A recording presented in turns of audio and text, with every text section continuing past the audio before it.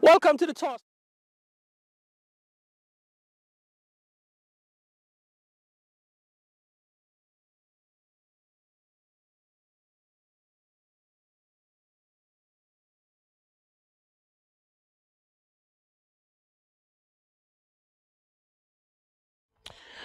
Good morning and welcome to St. George's Grenada, the National Cricket Stadium, the venue for the final day of the 2022 Dream 11 Spice Isle T10 tournament.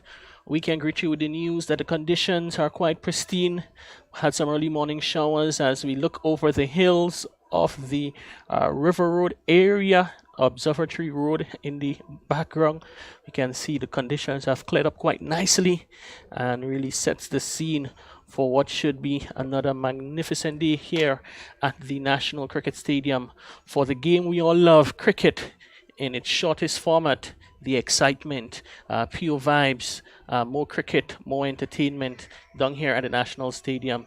Looking over you can see the Parliament building in its majestic beauty in the background there as the shot is being spanned. You can see the Observatory Road, Tempe, Mount Parnassus, those areas in the to the left of the screen. To the right, we see the hills of Montgelou. The Richmond Hill Prisons also comes into view. Tantine, Old Trafford in the towards our lower right, and it's really a beautiful scene, Crony. And Crony, normally times you drive through the island and you admire its beauty, but when you get those views from above, it's like seeing Grenada for the first time and falling in love with it all over. As we see the drone goes into the House of Parliament, the home of our democracy here in Grenada, a building which was original parliament was the parliament in Grenada, the Caranage area, a beautiful Caranage, Tantine Recreation, Port Louis Marina in the background there. A beautiful day to be taken in the various activities wherever they will be located around the island. And we can see currently so far this morning the road seems to be quite clear of the island of Grenada. Right down in the tip there is where the runway and the airport is located. The beautiful Grandans Beach, and you can imagine, currently on a day like today, the beach is often filled with locals, visitors enjoying the holiday period. So just keep it safe and enjoy whatever you guys will be engaging in today. As the shot now spans around Crony, we see the whole southern belt of Grenada, True Blue, Lansapine, going over back into the area of in the foreground Lagoon Road, the Kirani James Boulevard, the ministerial complex also comes into shot there, and now we come in right over the down Cemetery Hill into the River Road area. As we are about to pass the river and now into the majestic National Cricket Stadium. Here you can see in the foreground all the activity, the housing complex in Montrush, and it's really a beautiful scenery here. I would call it the River Road Sports Complex. Many years ago, Crony, there was multiple fields here, but we can see it's now the National Cricket Stadium, the biggest of that facility, the Kirani James Athletic Stadium. There is the athletics warm-up track to the north of the track and field stadium, and to the left of the Nationals, to the right of the National Stadium, we'll see Queen's background too, Crony, and you would have one who would have been able to witness this area in its majestic glory, and it was really a haven for sports in multiple fields and multiple activities engaged here on our evening on our weekends basis. Yeah, you're certainly right. There was as much as at least five fields around this facility, and it was so good to see the amount of sporting activities that have been played. Cricket on the weekend, you have 5 fields, and they all occupied. So really, it's an area that and has provided quite a lot of top sportsmen. Today we have the National Stadium, a really international venue. We have the track and field stadium, so we probably would have lived the bar in terms of the facility. Yes. But really have been tremendous as we look at these facilities, close together. And something I mentioned, Kerry, we talk about the structure of the buildings, but I think the roads, I think we need to really talk about the road, the networks of the road that we have, in that you can pass there's so many areas you can pass, come in, and to go out, which is really essential for international venues. Oh, quite correctly there. We're not going to. We know we enjoy looking at those scenes, but we're here for the cricket, and we're going to go down into the middle, where the captains were earlier on for the toss to find out what is happening in this fourth place playoff between the Saffron Strikers and the Cinnamon Pacers. So we go down to the toss. Welcome to the toss for the penultimate match in Season 2 of the Dream 11 Spice LT10 tournament. The two teams battling to finish fourth in the standings. We have with us here at the toss the match referee, Mr. Carl Felix, and our two captains, Ryan John, the home captain, and Mike Narayan, the away captain. Mr. Match referee, it's over to you. Ryan John has the coin. The call will be by Mike Narayan for a head, and it is a head. Mike Narayan has won the toss, and what will be the decision, Micah, of the Cinnamon Pacers? First of all, I want to thank the Almighty for bringing us here today. We're going to have a bowl first. Cinnamon Pacers started off the tournament rather slow, rather scratchy, but you have been playing good cricket in the latter stage, in the latter matches. Must be happy with the improvement you'd have seen with your squad through the tournament. Yes, of course. I think we just a little bit too late in the end, but I think we're doing well. So let's continue doing well, and still we could come out with the 2 points today. Bowling first on this track, what do you think would be a good total you'd want to streak these Saffron Strikers to? Anyway, under 100 is comfortable for our batters. And we've seen you guys have made good use of the condition in previous matches. Opening bowlers, Taylor and Buddy would have bowled well for you. Expecting the same from them today again? Yes, I hope we bowlers could continue doing well and restricted them as low as possible.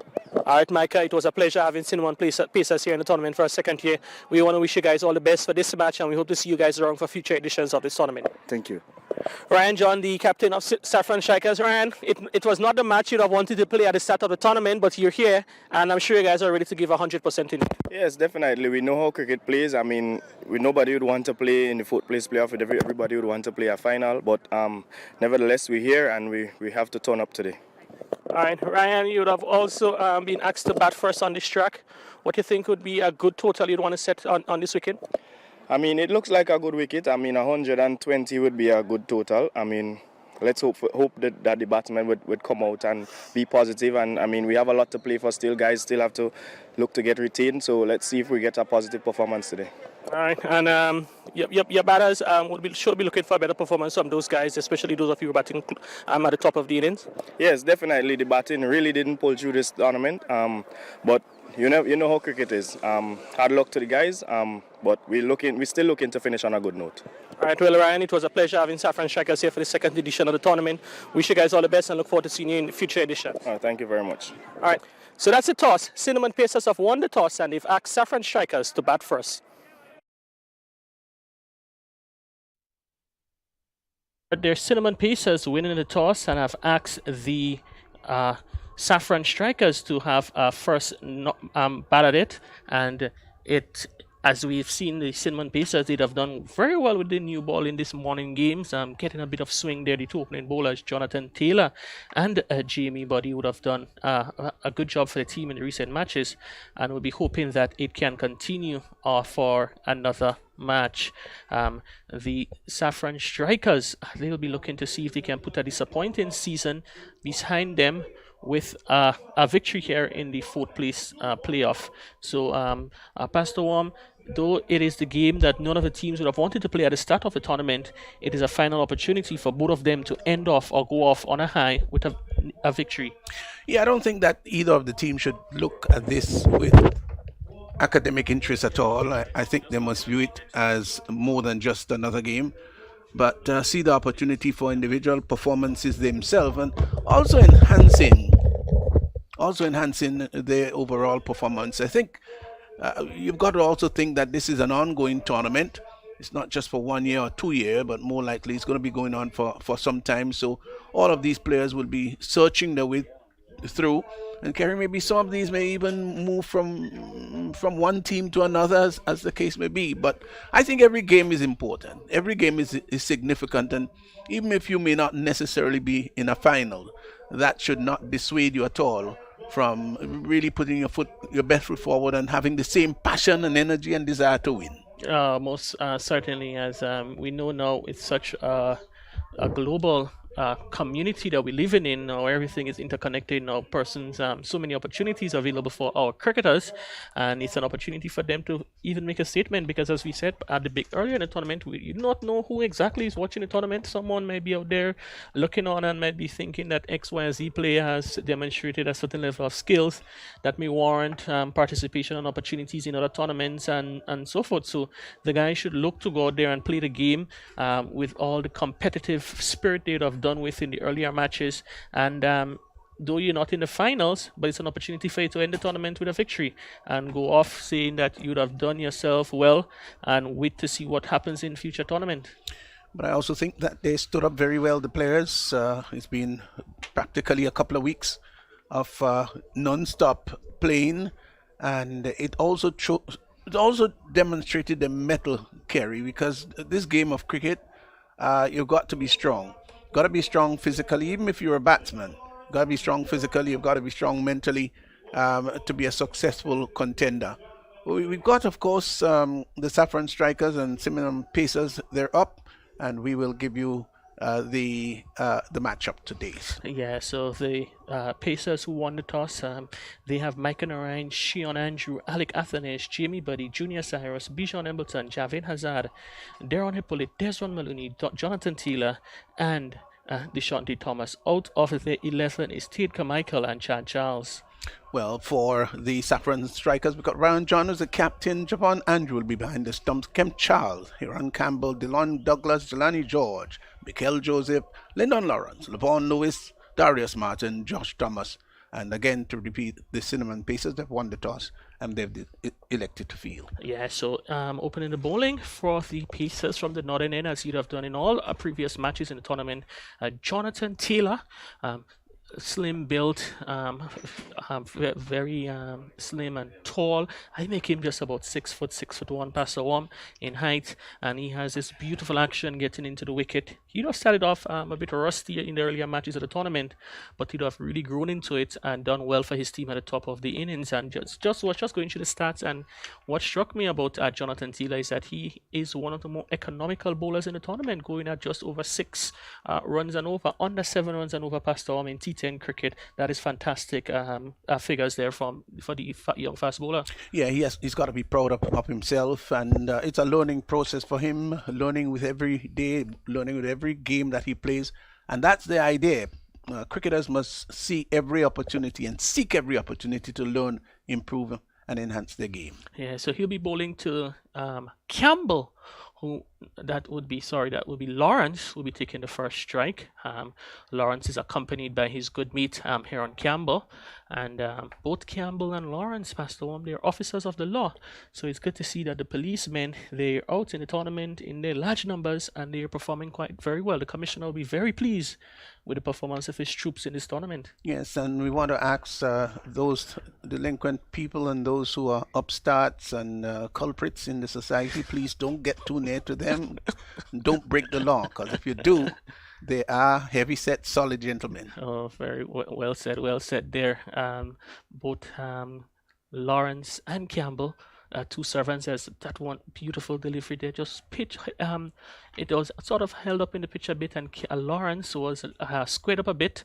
Another good delivery there for Taylor.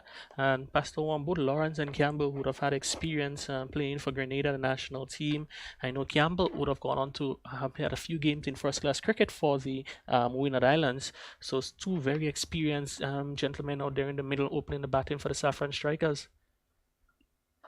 And that's one hit over the top, advances, a couple of bounces over the head of the fielder in mid-off. Desron Maloney, the ball goes into the boundary, hit, looking to take the attack to the fast bowler, and picking up 4 runs in the process. So he goes off the mark by 4, and the Saffron Strikers, they're 4 without loss in over number 1. Yeah, well, he got 4 runs there, and quite deservedly too. But I think he still wasn't quite happy with the way he cued it. I think he would have loved for that to go all the way, but it resulted in 4, so it was fruitful indeed.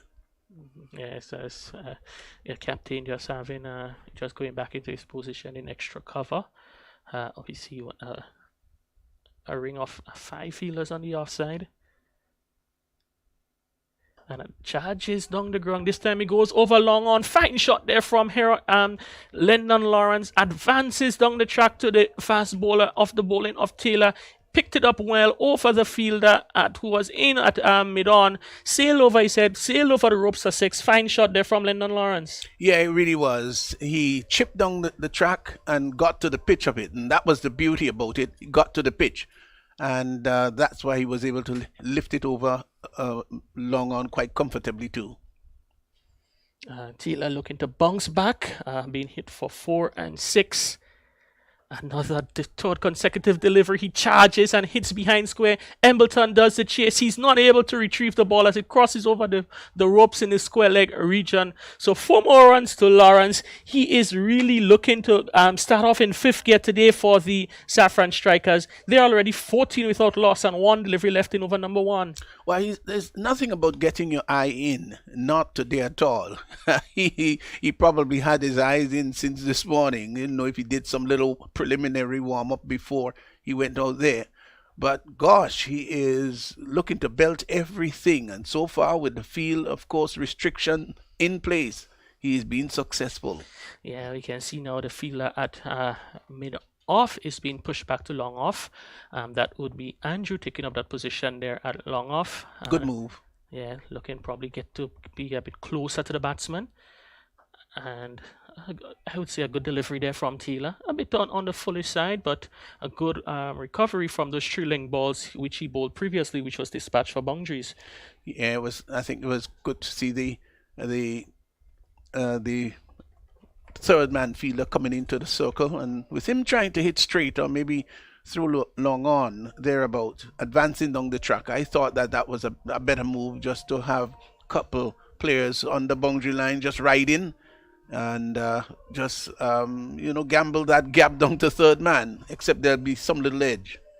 Yes, in the power play overs, there's so many limited options you have outside of the circle. Just 2 fielders, and then as a captain, you always have to be thinking what is the best combination of the fielders outside of the circle, and we can see he elected to bring in the third man.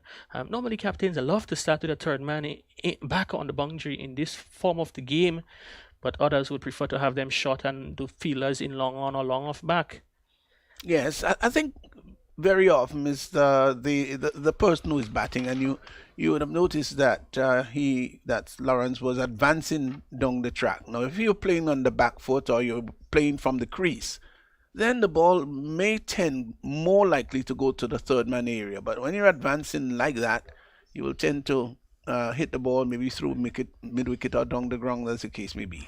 Yeah, so it's going to be Jamie Buddy from the southern end, a delivery which has Lawrence playing behind square to Alec Athenes. The little man, Athenes, number 18 on his back, swiftly in from the backward point position to restrict any opportunity for a single. It's become his trademark spot. He has owned it, just as Katoy will own his position there at backward point. They're fast, got safe pair of hands. The anticipation is very good. Yes, Pastor. I'm going to ask you a question at the end of this over as we see this one played down to that is Taylor at short third man there. For all the fielding you have seen Katoy in that position. You have seen Athenes. You'd have also seen Junior Cyrus. Who do you think would have been the best fielder from that position there during the tournament? Oh gosh, it's sort of hard to say, but quite frankly, there's just something about Katoy that I love, and I probably will give him just a little bit of the edge. But don't forget, you've got somebody who tends, although admittedly feels down on the deep sweeping position. We'll come back to that. That one clip, fine shot there from Lawrence. Just eased into that one, clipping it wide off the fielder at mid-on into the boundary. It goes for 4. And Lawrence, he seemed to be middling all of those deliveries early in his innings. 4 more runs to Lawrence. He's on 19, and the total is 19 without loss. Yeah, I was talking about Larry Edward, of course, who feels more down to the deep square cover boundary, and how he runs across the turf and covers the distance so very quick. I think he's going to be a good fielder at backward point also. And again, he's naturally left-handed, and he's fleet-footed. His anticipation is very good. Those are the good fielders on the team. This time is short and hit through on the mid-wicket position there. Junior Cyrus, for a moment there, he thought he could have got his hands down to catch that one there, but before he was able to get into position, the ball rocketed across the road for the ropes for 4. So another boundary to Lawrence. It is 4th boundary, and as with it is a 6 also. He's on 23 and he's doing all the scoring so far for the Saffron Strikers. He hit that very hard, very hard. You have to be something of a John T. Rhodes to pull off a catch like that. And another short delivery gets inside of that one, plays it between the fielder, short fine leg and backward square into the boundary again. The third 4 in the over, and certainly Jamie Buddy would want to get the ball a bit closer to the feet of Lyndon Lawrence. Oh, and then if he is dropping short like that, the wicket seemed to be good. He could get onto the back foot and pull it. And don't forget the field restriction area is still there. So maybe he might be advised just to bring his length a little fuller, just a little fuller. Don't overpitch it, but just a little fuller, and get it as close as possible to the body. Don't give him width. Another short delivery, and correctly and rightly dispatched by Lawrence over the backward square for 6. That was a mighty hit there. He saw the ball shot, rock back, and with brute force brutalized it over the backward square for 6. Fine shot there from Lawrence. He goes on to 33 and the total 33 tot loss after 2 overs. Well, the fielders, they better be prepared to run. They've had quite a bit of running to do, and when I say running, more so to retrieve the ball, because all of the boundaries hit so far, they were clean, authentic boundaries. So they've got to go beyond the boundary line to pick it up and come back with it. Prepare to run. That's what he's saying this morning. Yes, and there, Buddy letting his team down there in that over, looking to go to a bit too short in the latter part of the overs. In the over, the previous over went not 4-4-4-6. It's almost like an area code and starting to give the digits for a telephone number. You know, and there are some parts of the island who carries the area and the code 444. So I'm not too sure if he's wanting to reach out to one of his family members to ask them to come down here to the National Stadium to see him in action. And Campbell tugs that one to Maloney there. I think Campbell was looking to probably hit that towards the offside, but the bottom hand would have taken over. So it is a bit of respite there for the Cinnamon Pacers, and they'll be quite happy to see another dot in the scorebook. Yes, it would have been interesting to see if he had used the top hand more and hit that straight back past the bowler. It's carnage. It's just... And this one, with outside the off stump, Campbell's go through the line, hits it over the top of the covers, into the extra cover boundary, it goes for 4. So the Saffron Strikers, batsmen, they're dealing in boundaries. We've had 6 4s hit and 2 6s. That combines to 34. So 34 of the 37 runs scored has come off by the way of boundaries. Campbell is saying, well, you know what Lawrence can do, I can do it too. It's just I didn't have the opportunity. So now I've got it. I'm going to capitalize. That was a lovely shot inside out. Yeah, Campbell just facing his 3rd delivery now. And again, through the line of 1, over backward point it goes. Fielder comes in around 3rd man, tries to get his boots down. He's not able to do so. The ball goes across the rope. Just hope that the fielder would not have done himself any damage in the process there, as he probably may have rolled his ankle on the delivery there. But that one was a bit wide from Campbell, reaching for it, got a thick outside edge, and the result is 4. Well, the good thing about the shot is that he went hard. Now, when it's there and you're going, you can't go half-heartedly. You've got to go with full blood. Went hard at it, took the outside edge, and it went for 4. Good batting, really good batting. Yes, and Pastor Wam, those words you said there is one of the old advice you'd fear from anyone. If you're going after it outside the off, go hard. No half-hearted approach. And it's runs flowing here like... This one hits firmly. Campbell will be disappointed that he's only able to find Maloney there. So Campbell is on 8, Lawrence is on 13, and 2 batsmen who really would have had high expectations at the start of the tournament would want to make their final up and knock in the tournament count for something big. It's a good combination, these two, who they're fearless, they're not afraid to go after the bowling. Campbell tugs that one over a wide mid-wicket for 6. Fine shot there from Campbell. He scores his first 6 of the inning, and that's what, a 47 for the Saffron strikers inside of 3 overs. And at the moment, the Cinnamon Pacers, they have no options to the brute force exercise by the officers of the law, Campbell and Lawrence. Now, if I were Taylor, I would just bring it back a little bit for Campbell, who likes to drive. You can see he loves to drive the ball. If it's up there in the slot, he's going to drive it. Now, you've got to say to him, let me see whether you're a better puller or a better cutter, as the case may be, and try the ball wicket to wicket. That's the only advice I could give him now. Yeah, so it's the final delivery of the third over. 47 runs on the board. Campbell advances and Pastor Orm. I'm not too sure if you had an earpiece direct. Taylor would have an earpiece for listening to the commentary, but what you advise is what you'd have delivered there, and you could have seen Campbell in a spot of this border trying to play that one. Yeah, you've got to know your opponent. That's so very important. You've got to know their strengths. You've got to know their weakness. And I'm not suggesting by any stretch of imagination that Campbell is weak necessarily pulling. What I'm saying is that the balls that are pitched up, he tends to drive. He's a good driver of the ball. Lawrence can do both well. He can hit the ball over the top that is pitched up, and even when they're short, he can pull and can cut. But it's a matter of knowing your opponent, knowing his strength and weakness, as the case may be, and you adjust accordingly. Yeah, so it looks like it's going to be a change of bowling from the southern end of the ground. It is going to be Deron Hippolyte, the off spinner, to take up the action and come in as he customarily does around the wicket. Past the 1 wicket, and see yesterday he would have employed a similar tactic, and in his first over, I believe would have gone for around 24 runs.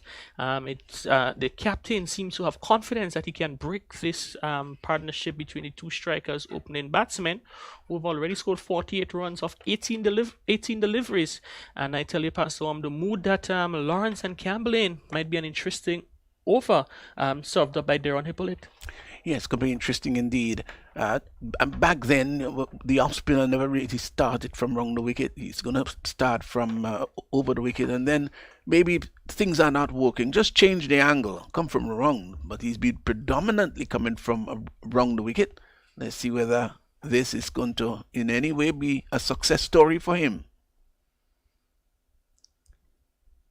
A delivery shot in length. Campbell trying to muscle it, doesn't hit it that well. It goes down to Athenes, who comes off the long on boundary for a single.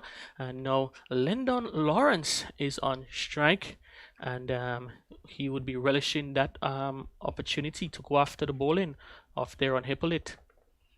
Yeah, but I guess he's moving for angles here, is Hippolyte. A short delivery hit straight back past the bowler.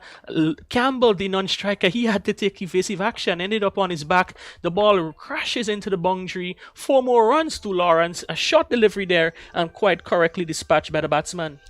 Well, you're talking about eyesight, and it is so very important for everybody on the field to have good eyesight, inclusive of the umpire. Oh, most definitely. Because these days, the balls are coming back to you very hard, very fast. Yes, and we saw the unfortunate incident earlier in the tournament with Tyrone Charles. Would have been hit in the fall bowling in his follow-through of a full-blooded shot from Dylan Douglas. Quite happily to hear that he's doing fine, and we wish him all the best in his recovery. Lawrence again shot, goes back and pull, and I think one thing you can accuse Hippolyte of doing in this over is bowling the ball a bit too short to these two batsmen. Yeah, he's got to be careful about that. There's a story that Sir Viv told me. He did say that when they went to India, there was a ploy that they used, and he felt that he was very effective with it. I'm going to come back and tell you what he told me they did. And it's a dot delivery. It's been a while we haven't had a dot delivery there. Trying to beat Cyrus, Junior Cyrus. Quite skilled in that position there in the backward point area, taking over from Athenes.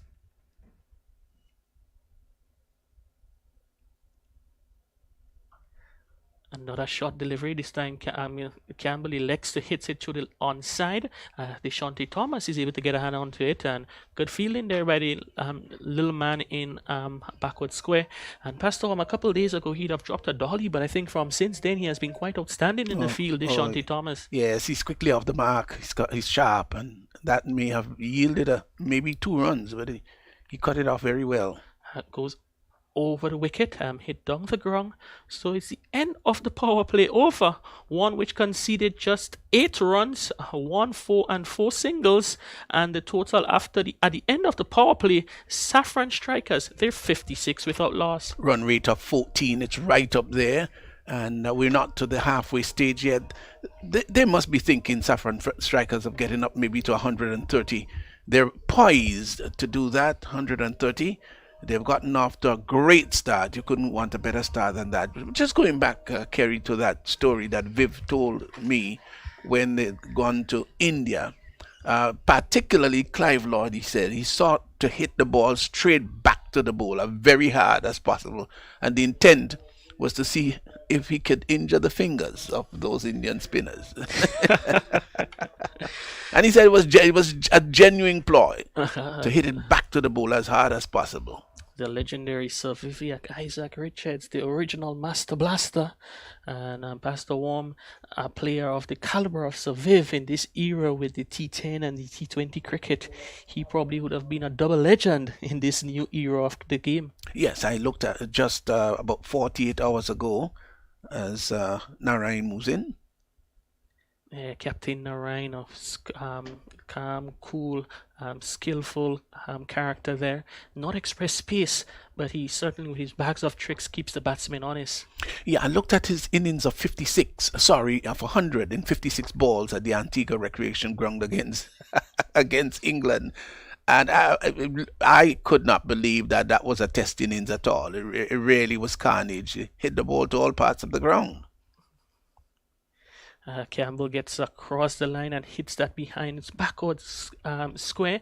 Cyrus comes off the backward square boundary and does the fielding, so 1 run to Campbell. Yeah, the interesting thing about that knock was I remember Graham Gooch maybe giving Botham an advice, just looking at the body language as to where he should bowl and where feelers and all of that should be. Bowled him. Bowling. Fantastic delivery. Right up in the block hole. Yorker played all over it. And I know Narayan will be quite pumped to dismiss to see the back of Lyndon Lawrence. They both now they reside in the same part of the island, in the northern villages of St. Mark. And I know later on this evening there'll be a little bit of ribbon to let Lawrence knows that Uncle Micah Narayan was able to send him back to the pavilion for a well-played 40. He was going, and I think that's an important breakthrough now for the Cinnamon Pacers. Fantastic delivery that was. Right up, and there was a little bit of inward movement too, which was well bowled, and that's good old classical veteran bowling. Just going back to the story there, as Douglas comes out to join Campbell, he was actually saying, well, Gucci, you can probably put a couple of fielders up in the pavilion area. It was quite amazing. Yes, the great man. I remember him coming. My generation would not have had the opportunity to see him alive, so we'd have to rely on the stories and also the videos of the great man. And he certainly would have made his mark on West Indies cricket. Fearless leader, fearless competitor. And I was reading some article, and it was like when Sir Viv came from the pavilion onto the ground, it was like a gladiator geared for battle, and all the nerves would have been going into the bowler because of the fear of having to bowl to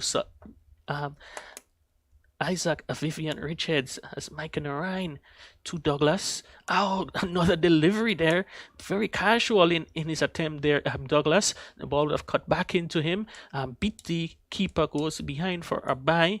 And Pastor Worm, you have spoken about the 156 balls, but either the record was equalized or broken by a batsman who was completely The opposite to Survive, if Shiv Chandapol, I remember against Australia in Guyana, he'd have gotten 100, maybe off of 656 or 57 balls or No, so. I think it was 69. It was 69. Yeah, Oh, we could double check it. yes. But it was a fast century, uncharacteristic Very Shiv much. Chandapol, and he really lit up border on that occasion. There's that delivery into from Junior Cyrus over the stumps, but Douglas and Campbell, they're able to cross over for two. So 2 more runs to the total. It is 61 for 1. Laurent Mikenarine, 1 for 4 of his is his over so far with 5 deliveries, and we'll be looking as that one is turned onto the leg side there, pick up a single. So it's the end of the 5th over, past our at the halfway stage. The Saffron strikers, they're 62 for 1, and as you said, they can be posed for a big total. Yes, there's no question about that. They got off to a great start, and they will want to continue to push on. And as I said earlier, get to over the 130 mark, and they're very much in course to get there too. 67 balls. Yeah, the 4th fastest century. I would just want to see if that is for West Indies or overall, but 67 ball, that was way back in 2002, played at his home ground in Border, and what I remember about that match is that he got struck, I think, in the back of the knee, and that was it for him for that match there. But Shiv Chandapol, he too can score fast, and he has the 4th fastest test century in of just 67 balls. It is going to be Hippolyte now to bowl his first one outside of the power play, and has a bit of luxury more feelers outside of the circle. Slower in pace there, deceiving Campbell, who plays it out onto the offside for a single. Brendan McCullum, in fact, was the person who eclipsed the record. Got it in 54 deliveries. I think it might well have been his final test match. Maybe got that wrong. I'll probably double check that too. But eclipsed the record that stood for, I don't know, maybe 20 years. Douglas whips delivery outside the off stump to down to wide long on for a single. So the score rate has just dropped a bit. Earlier on, there was going at 15s and 14s and over. Now it has dropped to just 12 and over as the wicket fell, and also some good bowling from the Cinnamon Pacers. Campbell, fine shot there from Campbell. Pick that one outside the off stump and deposit it over deep mid wicket for 6. A fine shot there from the opener. He moves on to 28 of 14 deliveries, and the strikers they're 70 for 1. Yeah, good mighty blow. Got under it and lifted it very well. Tugged it from outside the off stump and went over mid wicket. That was a fine shot. Really lovely. This time Campbell's again attempts a shot. The ball beats his flashing blade into an opportunity for a run out, and a miss there from Hippolyte. The ball goes down to long on for an overthrow. So what should have been just a single has turned into 2, and Campbell is now on 30. Yeah, it would have been a bye the first. Oh, it's a bye actually. So it's 2 byes, not to Campbell. Campbell remains on 28, and the total pushes on to 72 for 1. Campbell goes back, looking to cut, doesn't connect, and a dot delivery. Yeah, so McCullum had 54. That was against Australia. And of course, with Richards, 56 deliveries to get his 100, which was equal, in fact. Going to come back to that. Campbell again looking to pierce the offside field. Plays it down to Mike and Ryan. They go through for a single. So 6 overs gone, 74 for 1, and the action continues here. 73 for 1 after 6 overs, 73 for 1 after 6 overs. Campbell is on 29, and Dylan Douglas on 1.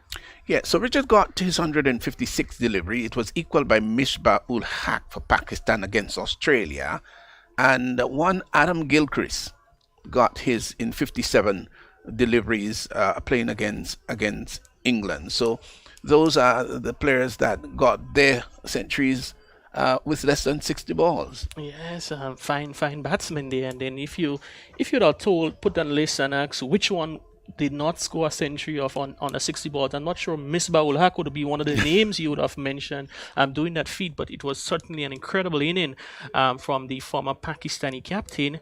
And going down the list past the warm, I see that a certain gentleman, J.M. Gregory, Australia versus South Africa, way back in 1921-22, more than 100 years ago, would have scored a century of 67 balls, as this one is clipped off the legs down to the backward square, full delivery there. And I'm sure Campbell would be disappointed that he's not able to make maximum value of that full delivery slanting into his pads. Oh, we're talking about fastest test century. There was a guy called Mudassar Nazar. You must remember that name. Took 557 minutes to score a century, of course. He was batting also with Harun Rashid, who was an outstanding fielder. Bowled him. No, that just hits the pads of the wicket keeper, who is keeping up there, and you can see Douglas deceived by that slow delivery there. And we mentioned there that Michael Narayan has some bag of tricks, and he had Douglas there playing a big heave on the onside before the ball reached to him. So smart stuff there from the Cinnamon Pacers captain. A 1 for 6, and his figures so to date. And Campbell lifts that one, lifts it well over long on for 6. Fine shot there from Campbell. He waited on that slow delivery and he was able to execute it to perfection. Campbell scores his third 6 of the inning. He moves on to 36, and the strikers, they're 81 for 1. Beautiful. Got to the pitch of it. There was a sweetness. There was a really poetic touch about that. No brute force. It's just that he timed it so well, so neatly. Michael Narayan looking to hold it back a bit, and he does just that. Shorter length to Campbell, tugs it down to Athens in long on. The fielders, they come through for a overthrow, a powerful throw from Athens, which was not cleanly collected by Michael Narayan. So 2 more runs to the total. We're into over number 7. We can see that Cinnamon Pacers, they've yet to bowl their 5th over. So whoever will be doing the duties of as the 5th bowler in this inning would be having to bowl 2 of the final 3 overs, which may be just what the Saffron strikers need to push them up to 120 in the inning. Wrong the wicket, he's coming this time. And it's big outside edge there. Taylor runs back and the ball just eludes him. Coming back for a second is Campbell. Beats the throw. Appeal there for a run out. And umpire John Mack seems disinterested as he walks to the stumps to restore the bails in their correct position. So good run in there between Campbell and Douglas. Campbell is now 40 and the strikers 85 for 1 inside of the 7th over. A lot would depend upon these two, no doubt, to bring the total to maybe that 130 mark that we were talking about. 85 for 1. They're still on course, but they're being held back a little bit here by Michael Narayan, who's picked up 1 for 16 so far in his 1.5 overs. Yes, Michael Narayan, he would have done well again in this season of the tournament, finishing on the bowling chart, the top bowler, wicket takers in the tournament. And this one is driven firmly down the ground. Shion Andrew comes off the wide long on boundary a bit slowly as the batsmen, they cross over for 2. Powerful throw back to the keeper, straight into the back of the batsman, getting into his crease. Campbell, I don't think there was any malintent there in that throw from Narayan, but Narayan would certainly not want it to be hit the officer out there in the middle. Absolutely not. So 7 overs gone, 87. We were in fact talking about, if you talk about the fastest, then you've got to talk about the slowest. So Mudassar Nazar, who took 419 deliveries to reach his landmark of 100. And then there is one of our other players in Brathwaite, the West Indies skipper, of course, who might, I think it's the 5th slowest century in the history of cricket. Sorry, I don't have the best memory in the world. So all of those are interesting little features, of course, that decorate the history of Test match cricket over the years.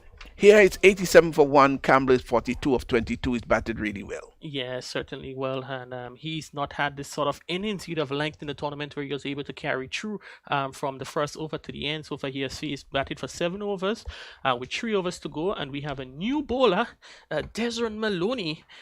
He before yesterday he had the best figures in the tournament, 4 for 5, but that was eclipsed yesterday by Amical Dubisset as Maloney into Douglas hits that over backward point. A fielder would just go to retrieve it as it crosses over the ropes for 4. So a short delivery outside the off stump correctly dealt with by the Vincentian Dylan Douglas, and I can tell you it's going to be an exchange of words there in the middle between Desmond Maloney of St. Vincent and Dylan Douglas. They'll be looking to get the best of each other. Well, I think I'm sure that Desron has convinced his captain that he's not just a batsman and he can pick up wickets too. Yes. See whether he has a goal in arm today. Faster and flatter down to Athenes, who gets under it, and he takes the catch. So the final laugh goes to Desron Maloney as he gives a send-off to his mate Dylan Douglas. A short delivery outside the off stump, third down to Alec Athenes, who was quite happy to accept that one diving forward. Fine catch for the little man from Dominica, and he had a telling say in settling the battle between the two Vincentians nationals. Well, if you notice that in the power play, he commands the backward point area. That's Athenes. But when the field is relaxed, he's generally down at long on. And the reason why, not because necessarily he's got height, because he's a diminutive man, but he's got a safe pair of hands. His anticipation to go to his left or to his right or to come forward, that's quite remarkable. And there he was coming forward. Now, that was a difficult catch. When it's falling in front of you and you've got to come forward and take the catch, you've got to have special agility and special skill and athleticism to do that. And that, to me, was one of the finer catches of the tournament. In fact, he stood there as if to say, did you take it? Yeah, outstanding catch. As you said, it was a finer catch, but in my view, I don't think nothing can eclipse what was done by Daryl Cyrus a few matches ago. Ooh. As Maloney now into the skipper, Ryan John tugs onto the onside. They go through for a quick single, thinking about a second. Campbell decides against it and just 1 run. And Pastor Warm, we'd have seen that those volcanoes, those players who would have been in the first class setup, played first class cricket, they've certainly entered the tournament and made a telling contribution with the bat, the ball, and in the field. They certainly have, and they're the ones that's supposed to shine forth quite brilliantly because they're the most experienced players. It's going to be Campbell. Campbell looking to play that one fine. Gets it hit on the pad. They go through for... did he get some bat onto it? No, it was a pad as umpire John Mack signals leg by. One of the features we could have next year, Godswin, I'm sure that is something that we could look at, the catch of the tournament. Oh, yes, certainly. They're looking to go down the ground. Can't beat Narayan there in extra cover. So another wicket for Desron Maloney. He has 2 in the over, dismissing Dylan Douglas and now dismissing Ryan John for 1. And Maloney, the man with the golden arm, has 2. And the Saffron Strikers, they're 93 for 3. Well, it was a good catch. And it was a good delivery too. He used his feet, wasn't to the pitch of it. I felt that he didn't really have to go through Kerry with the drive. You know, it's 10-10 cricket. But... if you're not to the pitch with it, the most important thing to do, the best thing to do, maybe is just to, maybe just drop it in front of you. And he could have done that. But of course, he decided to go through with the drive, which always is rather perilous.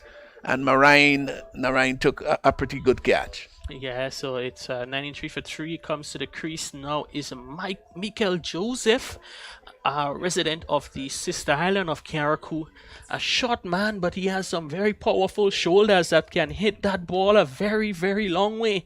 And not surprising though, considering that he's also a former javelin thrower who would have won, I believe, a silver medal at Carifta. So a man with a lot of talents and a lot of skills, looking to put the final exclamation mark on this innings of the Saffron Strikers. Well, 301 runs, best of 39, and his scoring rate at 188.13 in 22 matches in the T10 seasons. Well done. And then as we see Maloney into goes forward and gets beaten there. So the end of a successful over, double wickets in the over for Maloney, 2 for 5 after 1, and it's 93 for 3 after 8. And Pastor, on that graphics with Mikel, what was telling, throughout his career in the T10 tournament over the past 2 seasons, he struck 24s, but he's even better with sixes. He's struck 26 sixes. Oh yeah, look at his shoulders out there. You can't deny that because he's got wonderful shoulders. He's a big man, strong Caracoon, and obviously he's got the lambees and the fish waters and all of those marine life creatures that, of course, helps with your protein, etc., etc. Yeah. But again, Kerry, it'll be nice. We did talk about it a little bit. If we can have a compilation, maybe at the end of the series of outstanding catches, and maybe somebody will be given the catch of the tournament. Darryl Cyrus, to me, would have been the first pick. Oh yes, Darryl Cyrus first with quite a bit of distance between him and any other competitors. There was an excellent one which was taken by Dennis Smith running back from the southern end as his buddy into Mikel Joseph, hit on the pad, big appeal for LBW and Pastor that is plumb in front. An important breakthrough there for Cinnamon Pacers. Campbell playing across a straight delivery there is out LBW, and we can see the Cinnamon Pacers, they're elated. They've gotten the dangerous Campbell for 42. There was no question about that at all. It tailed in a little, Kerry. It's tailed in a little and looking to play across the line of flight. And that was beautifully bowled, well bowled. So they're kind of losing their way here, Saffron strikers, 93 for 4. Yes, I agree there. And if the score, as we see, Kem Charles is going to be the batsman. If the score can just give us a bit of the fall of wickets, we'll be able to tell you how quickly they've lost their first 3 wickets. There was a big partnership early on between Lawrence and Campbell.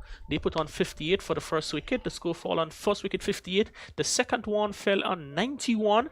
And then after that, it was 2 wickets falling with the score on 93. So very good comeback there in the latter part of the innings by the bowlers from the Cinnamon Pacers. Sure, right. Kem Charles coming out. Not any big run getter, so to speak. He has not been a strong scorer. Yeah, 24 runs in 21 matches, a best of 14, strike rate of 100 and 1-4. And in the traditional T10 format, he has more sixes than fours. He has 2 sixes.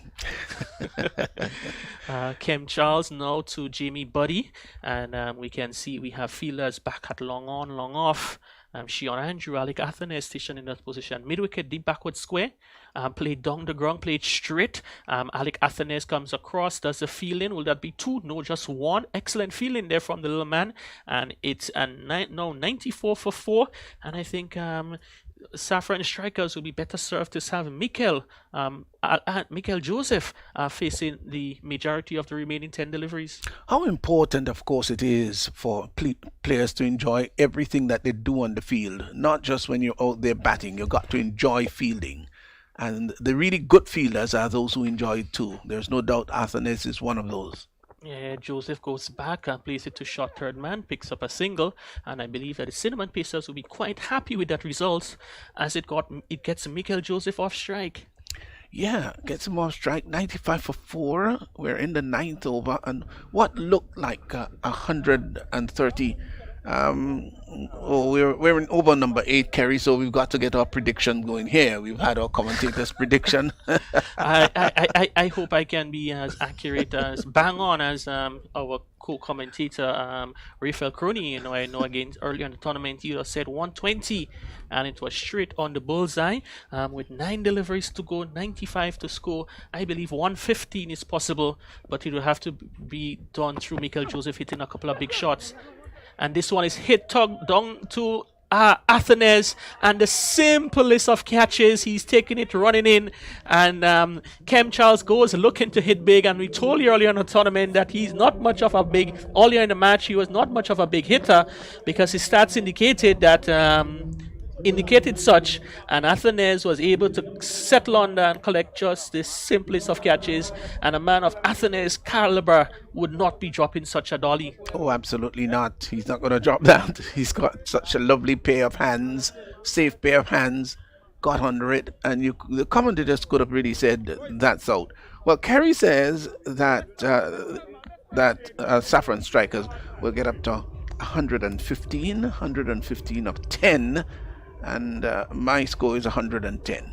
Yes, I think the ball. Had I been asked that question now, I would have revised it. But I'm sorry, Kerry. I would have to stick. I would have to stick with my 115. It is what it is. It's gone and already. I would be hoping that Mikel Joseph he would be able to get a couple of lusty blows in the final over. It's going to be bowled by Desron Maloney, so it's certainly on the cards as Buddy in. Mikel Joseph tugs it onto the onside, goes through for one. They'll be coming back for a second, and I think that was well played there to evade the two fielders deep, so they can come back for two. Yeah, played it with surgical precision and waited on the ball and turned the wrist on it. Didn't try to hit it too firm, and with the fielder having to come in from deep mid wicket, had sufficient time to cross for two. That was a lovely piece of deft batting. Yeah, it's 97 for 5. It's the strike rate, the run rate now under 11 runs and over for the first time in the inning. And Joseph looking to go over goes big, is beaten with a big swish outside the off stump.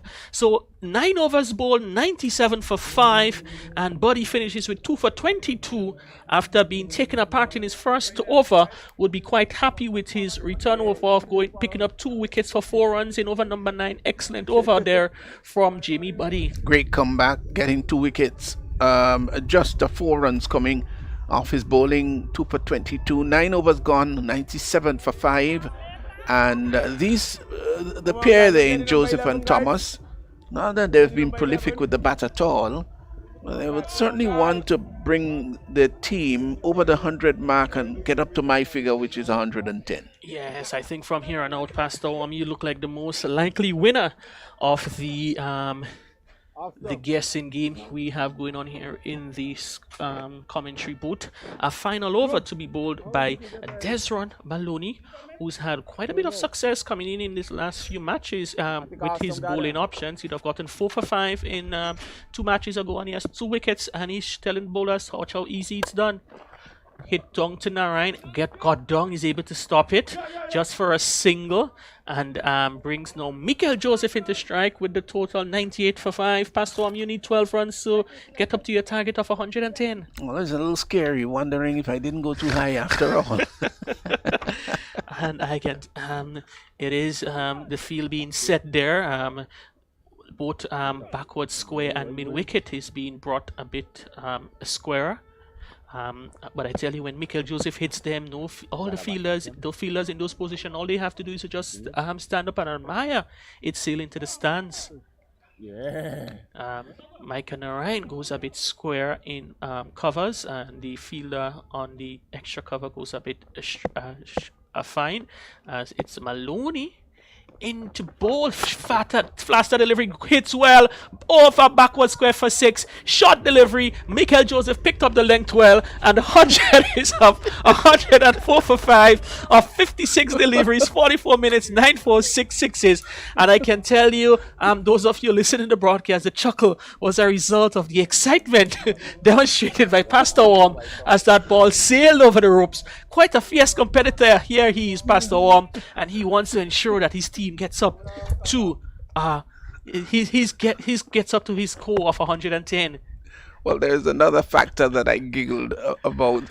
Joseph again goes back, it's over, down to the cover boundary, catch taken there, there by Junior Cyrus coming off the extra cover boundary, and for a moment there, Pastor Ahmed, I've been thinking, here comes 110, but instead the ball settles into the arms of Junior Cyrus. So the 6th wicket down now for the Saffron strikers, and they're really falling apart here in the latter overs. Desron Maloney, he has 3 for 12 and still has 3 deliveries left in his second over. Yeah, not the best ball in the world, I must admit. But, when you've got it going for you, you got it going for you. The interesting interesting thing about the previous delivery, of course, the one that was pulled over the mid-wicket area, Maloney was adamant that his captain should move from extra cover, and he put him at square cover, if you remember that. Yes. And there was this big gap between the Mid-off and extra cover. That's deep correct. Extra cover. And no doubt, he would say, "Hey, listen, there's a reason I did this," and I'm sure Maloney would say, "I set him up, gave him a free hit."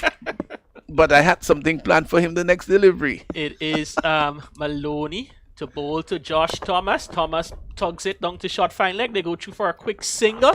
So that brings Levon Lewis on strike. And I can tell you, Pastor Orm, in two bowling innings in the tournament, Desron Maloney has picked up 7 wickets. Yeah, quite interesting. They'll be looking at him. I don't know, maybe in the higher versions of the game to see whether his optimistic spin can bring him success. Some interesting things happening here. He has 2 more deliveries. This one to Levon Lewis, and Levon Lewis clips that down into the onside. Comes off the boundary for a single, and Levon Lewis is left stranded as the ball goes back to the the bowler. Maloney is yet to remove the bail, but Levon Lewis is walking back, and the 7th wicket down for the Saffron Strikers. Lewis goes run out for 1, and the Strikers now 106 for 7. No, I think that's bad cricket.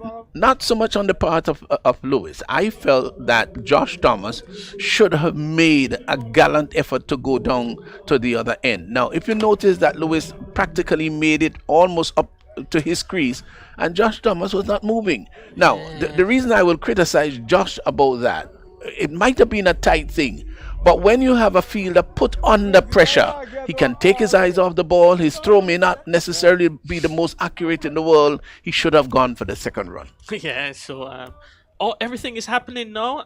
This over has gone 9 runs for 2 wickets, including a 6.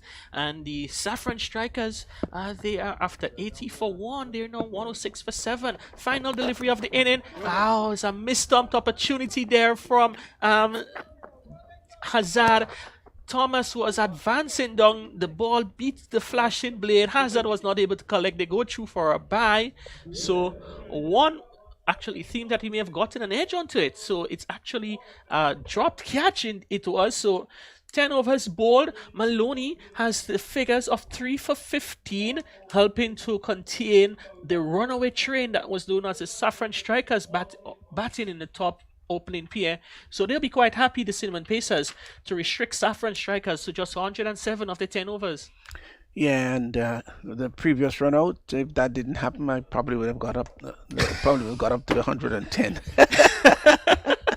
So Pastor One fell short by 3 runs, and my guess, I fell short by 8 runs. So quite happy that we both were off the mark. So it was a fair outcome in the end. But 107 for 7, as we can see, Lawrence. He top scored with 40. He was the first man to go off the bowling of Micah Narine. Heron Campbell, he made a well played 42. LBW to Jamie Buddy. Dylan Douglas caught Athenes, the bowled Desron Maloney for 5. Ryan John caught Narine, bowled Maloney for 1. Michael Joseph caught Junior Cyrus, bowled Maloney for 9. Kem Charles caught Athenes, bowled Buddy for 1. Josh Thomas not out on 3. Levon Lewis run out, credited to Jonathan Taylor for 1. And Javon Andrew, he ended not out without facing a ball. The bowling figures, Jonathan Taylor, none for 30 of his 2 overs. He went for a bit of stick today. Jamie Buddy, 2 for 22 of his 2. Darren Hippolyte, none for 17. Micah Narine, 1 for 18. And Desron Maloney, the man with the golden arm, 3 for 15 of his 2 overs. As we would get set, we have a word momentarily. There'll be a word with a couple of the players in the match, and I can see the champion bowler Desron Maloney. He'll be down there. I'm not sure if he'll be talking about the prospects of chasing down the 107 as a batter, but he'll be relishing his moments in the sun here with the ball and picking up some 3 wickets in this match to finish with 7 in the tournament. Well, he did say to his skipper, anytime you're ready for me, Skip, you can send the ball to me. And he was given the ball, and he did great services with it. Yeah. Cherise, is over to you. Hi, with me this afternoon is Javon Andrew of the Saffron Strikers. Javon, today your team is playing for 4th place in the tournament, and we saw you guys score 106 runs in hopes of victory. Tell us about your batting outing here this afternoon. Well, first of all, I think the opening batsman gave us a pretty good start at the beginning of the innings, which was important. It's something that we were not able to do in the earlier games, but nevertheless, we're still happy that we were able to come out and at least show what the team is capable of. So we were happy about the start, and we have the hitting power at the back to be able to take us across 100 runs easily. So that happened today, and it's evidence with the 106 runs that we've put on the board today. Okay, at the start of the innings, you guys were powering through, and then we see towards the middle overs, the batting lineup started to crumble. What would you say was really troubling your batsmen out here this afternoon? I'm not sure there was much of a troubling the batsmen. I think they were just trying to get on with the scoring, and we are kind of allowed to do that because we have, like I said, we have the power hitting at the back, so you're not worried if we lose 1 or 2 wickets in the middle overs. It's just a matter of guys, trying to give the effort. So any contribution that we get 12 runs from 6 balls, we will take that. So it's all about contributions at the end of the day for the team. So we were able to get that. So we're kind of pretty happy with the performance today. Okay, and you guys believe that you guys can defend your 106 runs? Definitely, we have the bowling attack to do just that. So thanks and all the best. thank you. Speaks well, though.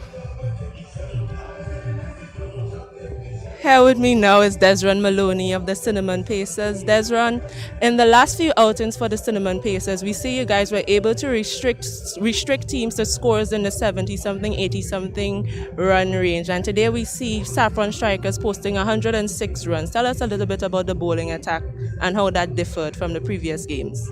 Must say kudos to Saffron opening batsman. I think they got them off to a beautiful start. After 40-something in the first 3 overs, I think we did well as a unit to pull back the game to restrict them to 107.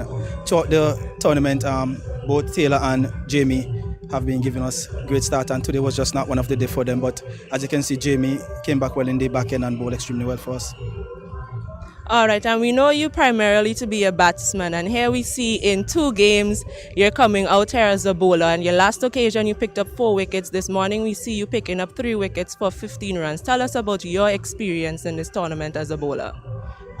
It's quite an experience for me. I always feel like I can bowl in this format of the game, even if it's just 10 overs. And in this game, I always think the batsman is under pressure to score. So once you bowl to your field and bowl in the right areas, then you won't get the reward. And we see scores in the 100 region seem to trouble the Cinnamon Pacers. How confident are you in your chase of 106 runs this afternoon? I think it's a good batting wicket. It wouldn't change much because it's just 10 overs being played on it already. I back my batsman to go out, including myself, to go out and get that total. I think it's just about par. Thanks very much and all the best. Thank you very much. Back up to you, Kerry, in the commentary booth. All right, thank you very much, Shirice and Pastor Warm. The 2 teams, they seem confident that they'll be able to taste victory in the latter part of the game. And we're going to take a short break, and when we come back, it will be action in the second half of the match with the Cinnamon Pacers. They would need 108 runs off their 10 overs to finish 4th in the 2nd edition of the Dream 11 Spice Isle T10 tournament.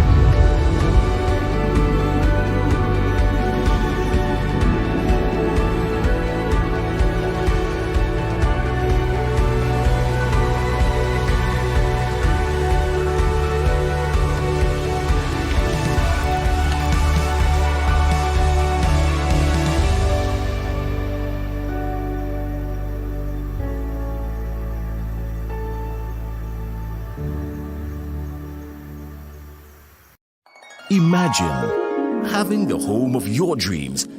Imagine investing in that piece of property you can call your own.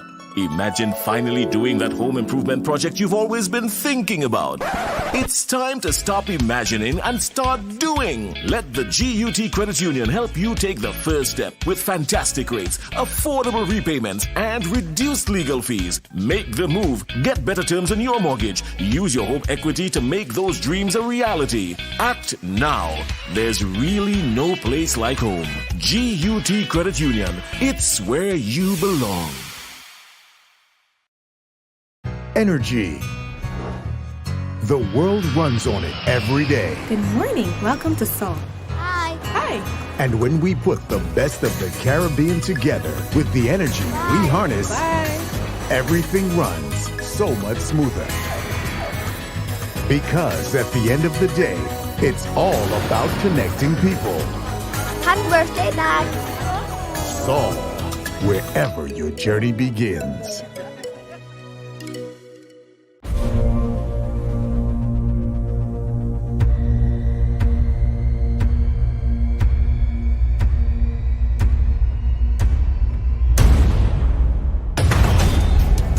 The biggest and safest summer festival in the region, August 8th and 9th. Let's go to Grenada for Spice Mass.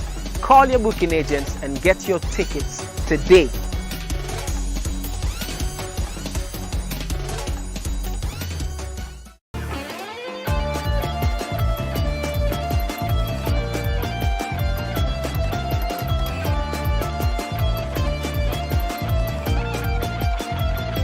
Focus, I can't wait for T10.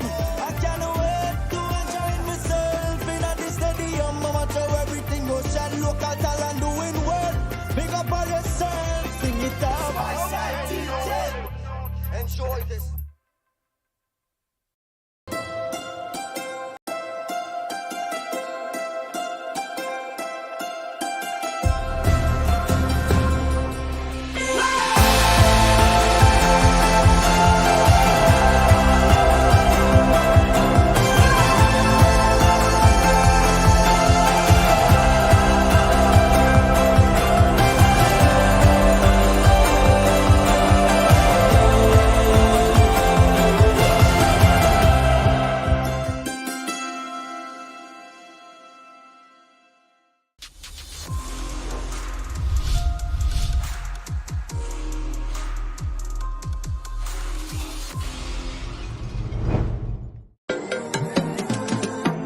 I too have felt the impact of this pandemic and miss the days of being able to socialize with the freedom we once had. But it is in these times that we must come together to fight as one people through getting vaccinated and doing what's right. I am Aruna Neptune and I am fully vaccinated. Play your part. Keep yourselves, your loved ones, and your community protected. Spice Mass. Here we come. It's our time again.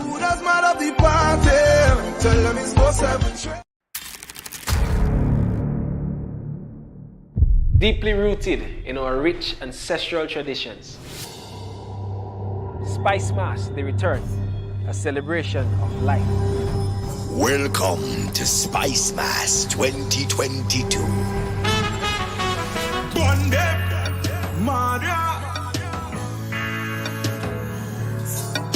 Reviving the spirit of our ancestors through our traditional mass. Jab, the unique celebration of freedom, drenched in black. Feel the power. The rejuvenating sound of pan.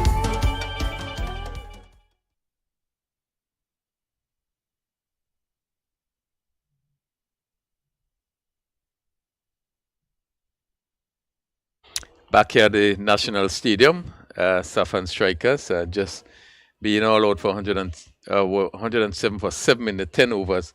And Cinnamon Pieces surely would want to finish this tournament with 2 wins. They need 108 for victory. Again, the conditions just a little bit on the cloudy side, a little overcast, but really there's no difficulty in the light. As you see Saffron Strikers scoring 107 for 7. John, as I say good afternoon to you. One would have expected that they probably would have scored a lot more based on the start they had. Yeah, good morning, good afternoon to you, Crony, and good afternoon to all the listeners. Yes, I think Saffron Strikers just fell away a little bit in the back end of the innings after such a good start. But 107 still a challenging total for the Cinnamon Pieces. Yes, agrees with you. We have seen the low scores. The tournament so far has been very competitive in terms of the team batting second getting there, and Saffron and Cinnamon Pacers, who have not done so well with the batting, would want to really finish strong.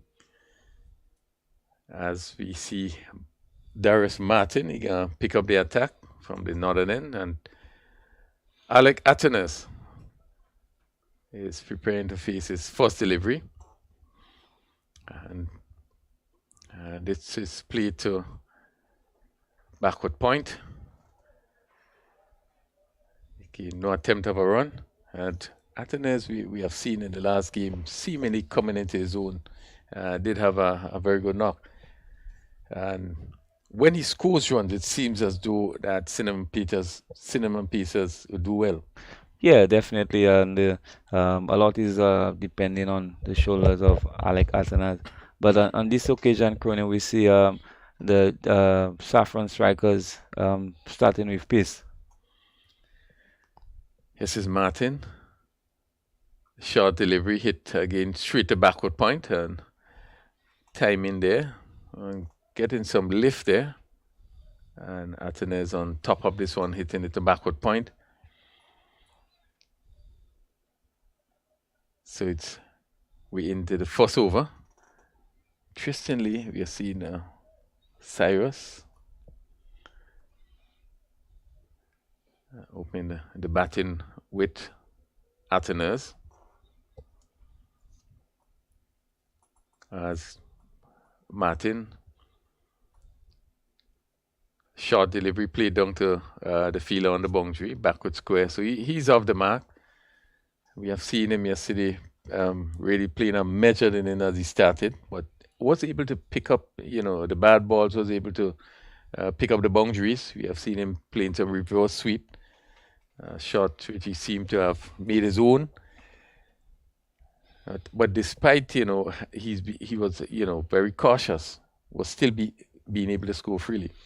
Yeah, Alec Atenas really looking to bat throughout the innings. It's early days yet, but showing signs that he wants to bat right through the innings. Junior Cyrus, for the first time, opening the batting for Cinnamon Pacers. Yeah, he faces first delivery, short lifting delivery again. Wide being signal there. Again Cyrus there, just a little bit of difficulty, but was able to keep the bat away from this one. Yeah, this delivery dug in short by Martin and making some height. The batsman Cyrus really couldn't get out of the way. The umpire signaling wide. Yeah, he looked a little disappointed. It was a good delivery. As he's on his way again from this northern end to bowl to Cyrus. And he's hitting this one straight. And let's see, it's going to go close to the long off boundary. They come back for 2 runs. Again, pitched up. Looking to hit it over long off. So he's off the mark with 2. Yes, Cyrus not getting the timing that he really wanted on this one. Just going really high down to the long off would have been, and the ball dying as it hit the surface and just collecting 2 runs. Sorry. Safe shot. There's the mid off and the mid on in the circle. So he faced another delivery again, pushing on the offside.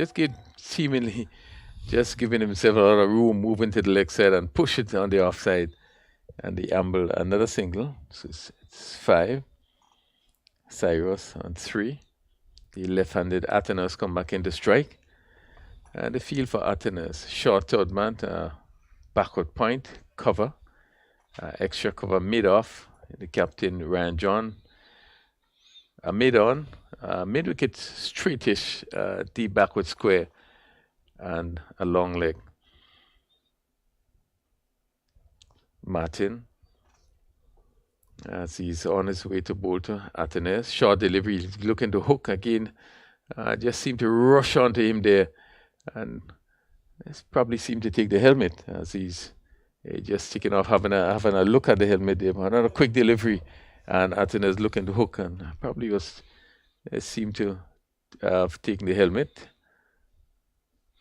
As someone is called on, the physio is called on, but again another short delivery, quick delivery, and really caught Atenes really in a difficult position. Yes, again, Martin posing some problems to the batters. This time, I like Atanas after the Fletcher incident. Some form of concern there. Dr. Mario Christopher is out there. Of course, he's going to do the necessary protocols, concussion protocols. Let's hope that Alec Atanas is okay. Yes, again, we have seen him looking to pull there and not being able to get into the correct position. As you know, John, the tendency you play in the hook shot, and if it and you probably sit here just above the eyes here, just on the forehead, and really we're not too sure if it's caught, but really there's some concern being shown. Again, you play the hook shot, yeah, it's just above the eye. Let's hope that is not too serious. But yes, he's going off. Again, very unfortunate. Again, we have seen with Andre Fletcher in terms of that hook shot being played and not being able to get out of the line of the delivery. So if you miss, you always put yourself in some danger. But it's good to see that he's smiling. I think he probably got a cut over his eyes there.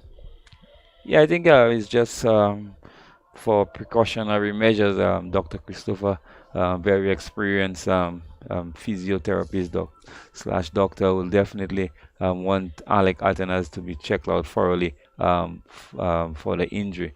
But again, Darius Martin really has come strong in this tournament in terms of pace and direction. And once again, another batsman, he's been hit on the helmet. So Martin really has grown in confidence when it comes to pace and accuracy with the short balls. Yeah, definitely. His short delivery really seemed to be, most of the time on spot, and really creates a lot of problem for the batsmen looking to hook, and most of them they are beaten with the pace. So it's 5 without loss. We into the second over, and Josh Thomas will take it up from the southern end, and he'll be bowling to Junior Cyrus. Similar field as he's on his way to the right-handed Cyrus. Again, he's looking to swing. Again, just pulling away from that delivery, looking to hit straight. And that ball just seemed to be leaving the right-handed batsman. It's obvious the Cinnamon Pacers experimented with Cyrus. He really doesn't look the part as an opener. He's not getting in line of the deliveries from the fast bowlers, and really an experimental option by the Cinnamon Pacers. So Thomas, the Cyrus, and hitting this one just past the backward square. He got both hands hit there. That's John. Really a good effort. And he'll probably pick up that feeler at that backward point there. Again, pulling away and not getting over this delivery. Yeah. A really good effort by the backward point fielder. Yeah, Dylan Douglas, the fielder. Dylan Douglas. As Javed Hazard replaces Atenes as he faces first delivery from Thomas. Again, short lifting delivery. He had to pull his body away. Not a bad delivery. Really follow the batsman and really have to pull away from this one. So Thomas again looking to generate some pace. 6 without loss. Pretty impressive start by both bowlers.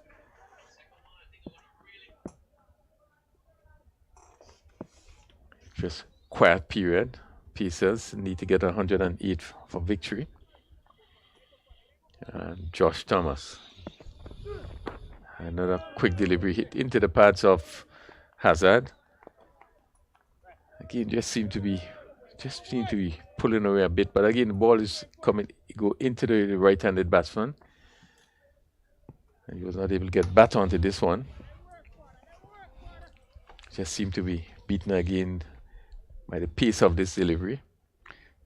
Yes, it's obvious that both Hazard and Cyrus are struggling to cope with the pace of Martin and Thomas.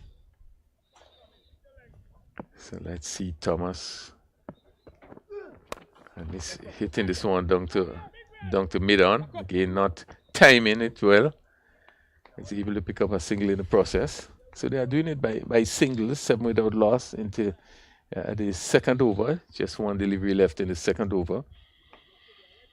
And they will need to push on. Current run rate just 3.82.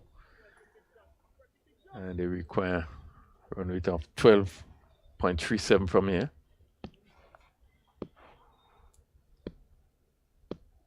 Cyrus, 4 from 4 deliveries. As Thomas once again to bowl to Cyrus, and this one is pushed back on the onside, and they're going to pick up a single. The mid-on and comes in. So one more at the end of the 2 overs, 8 without loss. Hazard on 1 from 3 deliveries, and Cyrus 5 from 5 deliveries.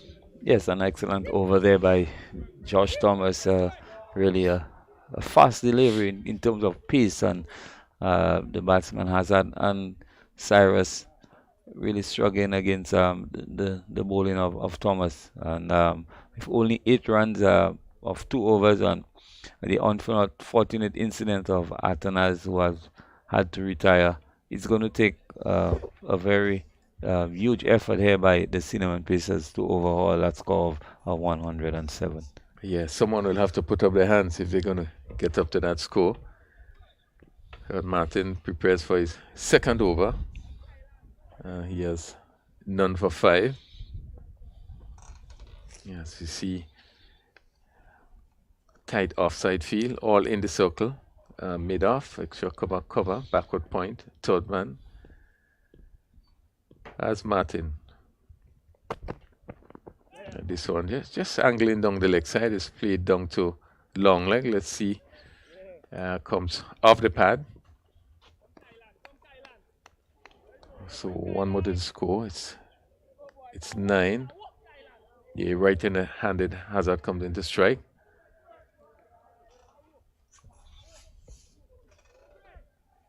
Yeah, it will take a big inning from someone. Hazard would have started the tournament well. I think he had 2 good innings. Have been able to carry on.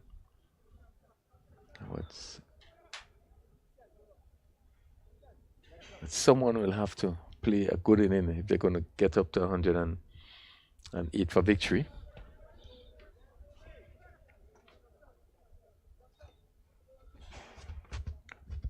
Very quiet period.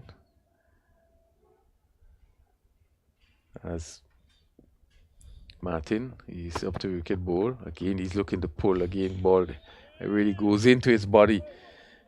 Being able to really extract some pace, and that ball really cut in from just off stump into the batsman. And again, Hazard looking to pull, and really was beaten by the pace as it crashed into his body. Yes, it's evident that these 2 batters are moving leg side, and Martin following Hazard on this occasion, and the ball ricocheting onto his rib area. Martin, he's up to the wicket bowl again. Hazard is pulling, and we pulled out 2 mid-wicket, taking in mid-wicket. We a really good catch there. As again that ball followed him, and he looking to pull, and only succeeded in playing to mid-wicket, and it was taken there. Very good catch, taken. Probably will just find who would have taken that catch, but really a good catch. Had to move to his right and got both hands to it and picked up that really good catch. Caught by George, who really moved well to take that catch. Yes, an excellent catch there by George Martin again, digging this one short, and Azad looking to hit over mid wicket, only succeeding in presenting a relatively easy catch to the fielder, and a, a good breakthrough there by Martin. Yes, again, we see the batsman really struggling against the pace, and he really was not able to get into position. Again, he was beaten by pace, was not able to get much onto it, and only succeeded in playing it to mid wicket, where it was picked up by George. Really good catch. He had a move to his right. As we look at the replay once again, yeah, good catch. So Martin has struck 9 for 1. We in the third over. Atenes is back out and he's going to face Martin once again. Short delivery again, looking to pull. Made no contact. Probably seemed to be taken somewhere on the arm or the hand. But again, looking to play the pull shot. So it's interesting battle. Just 2 more deliveries. Martin having a spell. And Martinez really would want to see his spell over as he faces another delivery. Short delivery hooked, and mid wicket goes around, takes a catch once again. Again, Atenes looking to hook. Kane being hustled by the pace, not being able to get anything much onto it. And really a simple catch was taken at mid wicket there. And really Martin again has struck. Yes, Atenas coming back after this slight injury, and Martin again bowling a short one, and Atenas really looking to hit this one over mid wicket and not getting enough on this one, and this one spun into mid wicket, where again George took a smart catch moving to his left. Atenas goes another blow there by Ginger, the Saffron strikers. Cinnamon Pacers in further trouble at 9 for 2. Yeah, certainly have been 2 good overs. Well, just 1 delivery to go, but we have seen him, Martin, again generating pace. It really is troubling all the batsmen.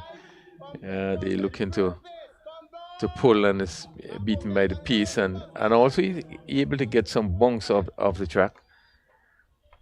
So it's 9 for 2, and we still in over number 3. Desmond Maloney.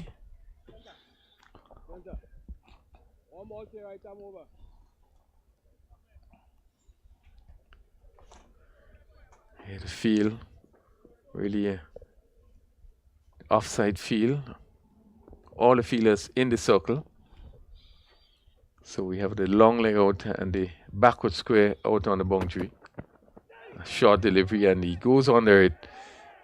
Certainly that completes the over. Is 9 for 2. 9 for 2 after 3 overs.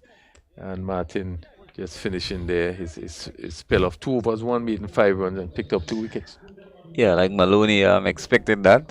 He was under this one very quickly. Martin digging in short again, and it's nice to see the really the competitiveness of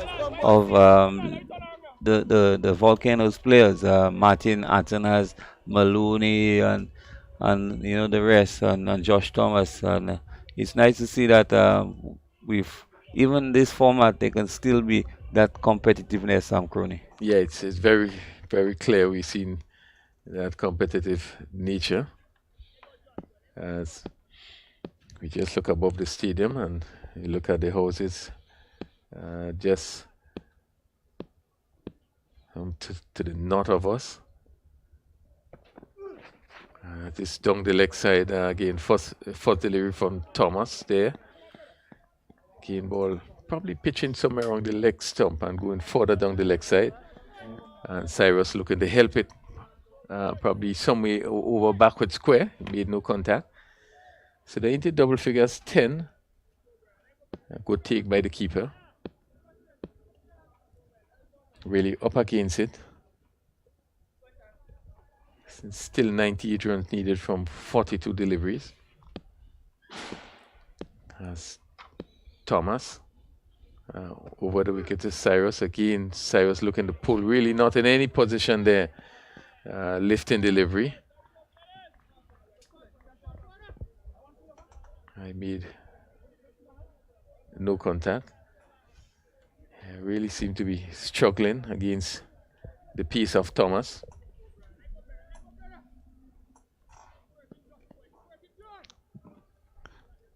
Really, Cyrus not getting in position at all. Just looking to heave this one. This could have gone anywhere. Yeah, let's see what it does for this delivery. Another short delivery, hit down to mid-off, and let's see, mid-off goes around, takes another catch, and Cyrus there really was on the card, not pulling away, looking to hit over mid-off, and only succeeded in hitting it down to mid-off, where the catch was taken, and yet another wicket.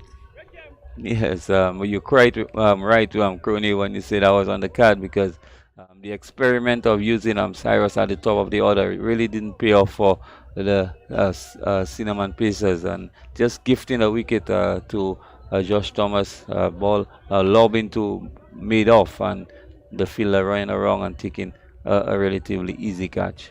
Yeah, Heron Campbell it was that took that catch. Really was a easy catch. And Cinnamon Pacers really go further into trouble. They are 10 for 3. And we still just in the fourth over. So really a good start from Saffron Strikers. They really came out really strong. We had the two fast bowlers, two of the fastest bowlers open their attack, and not often we see the attack they open with fast bowlers. Now we know that they have spin, they open with spin on numerous occasions. But I think with 107 being scored, they felt that they had to come strong and they had to come very hard. And as such, they opened with the main attack, main fast bowlers with Martin and Josh Thomas. And they have reached some reward. Still in the fourth over, picked up 3 wickets. Yeah, I think Ryan John, I'm calling it right this time. The two fast bowlers, Martin and Josh Thomas, really putting the Cinnamon Pacers on the back foot and picking up some very crucial wickets. So Maloney, he's gonna face Thomas, and again he's looking to pull, again hustled into this shot, not getting much into it, and just went out on the onside where backward square would have been. So he's off the mark. On the second delivery, 11 for 3. Really tough going for Cinnamon Pacers. The left-handed Andrew, Sheehan Andrew, is going to face still 97 runs required from 39 deliveries. Really a tough ask. We have not seen none of the batsmen look comfortable this morning. This afternoon in this game, Thomas, Andrew, short lifting delivery. Again, Andrew looking really to play it somewhere over that third backward point position.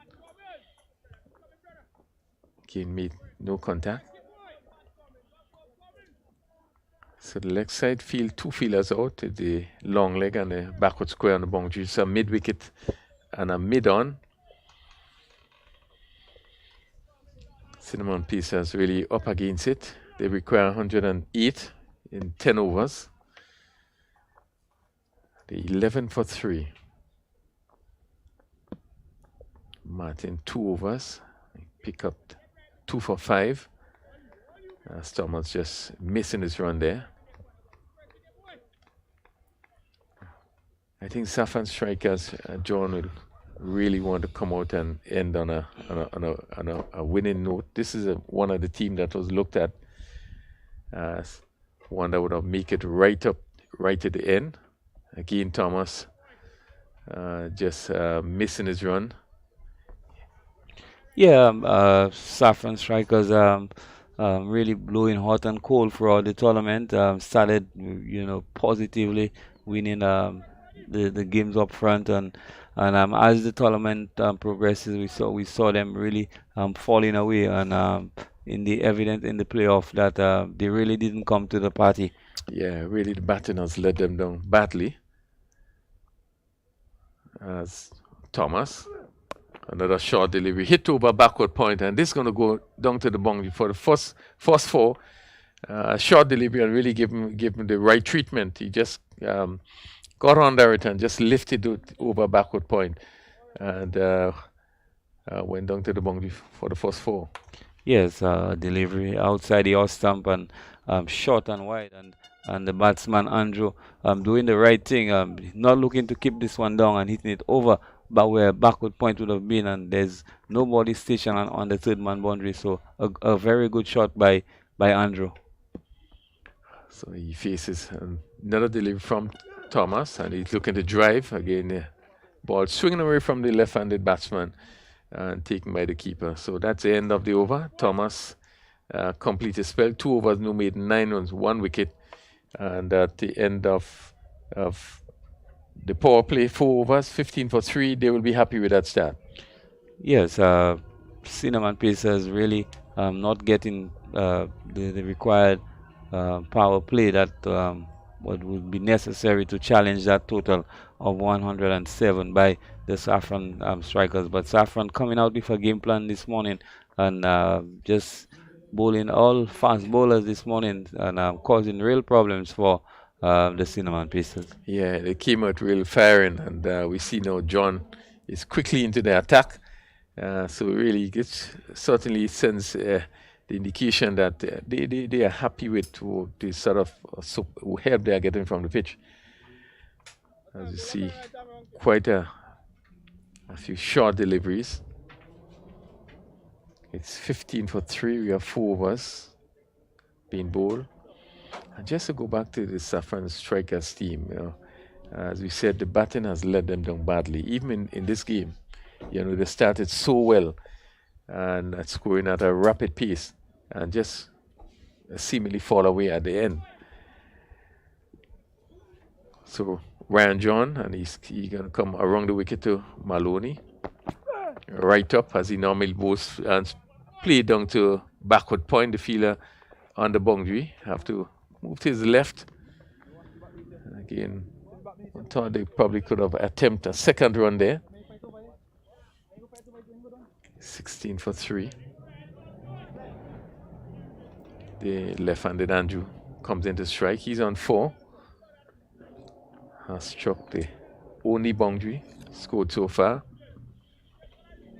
John he's now pushing the backward point, right back.